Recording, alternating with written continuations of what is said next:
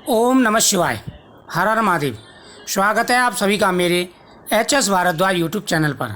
दोस्तों, आज मैं आपको पुत्र प्राप्ति के बारे में जानकारी दूंगा।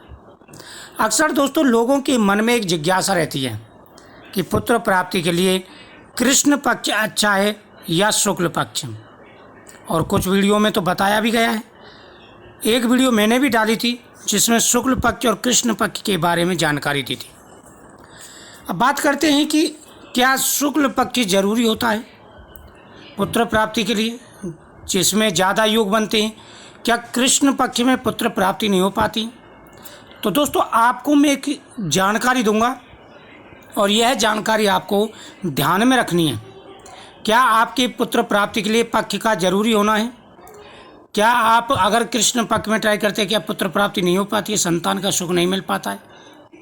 तो यही बात मैं आपको बताने वाला हूँ। देखो, सबसे पहले आपको ध्यान देना है कि पक्षों का विचार नहीं होता।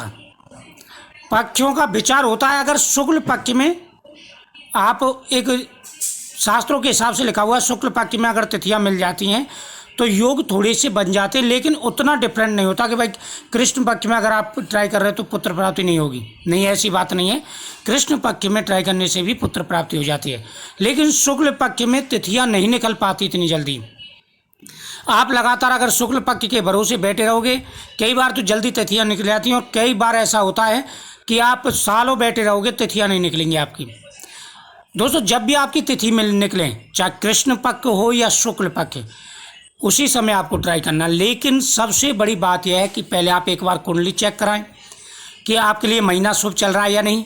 अगर आपको कुंडली चेक करानी है तो डिस्क्रिप्शन बॉक्स में आपको व्हाट्सअप नंबर मेरा मिल जाएगा, वहाँ पर पेमेंट करके आप डेट ऑफ बर्थ मैसेज कर दें, आपको महीने का पता चल जाएगा कि इस महीने में हम ट्राई कर सकते हैं। दूसरा बात, पक्ष जरूरी नहीं होता, जरूरी होती है समतिथि और समदिन। जब आप ट्राई कर रहे हैं तो पहले तो आप महीना जान लें, दूसरा समतिथि और समदिन का होना बहुत ही जरूरी है।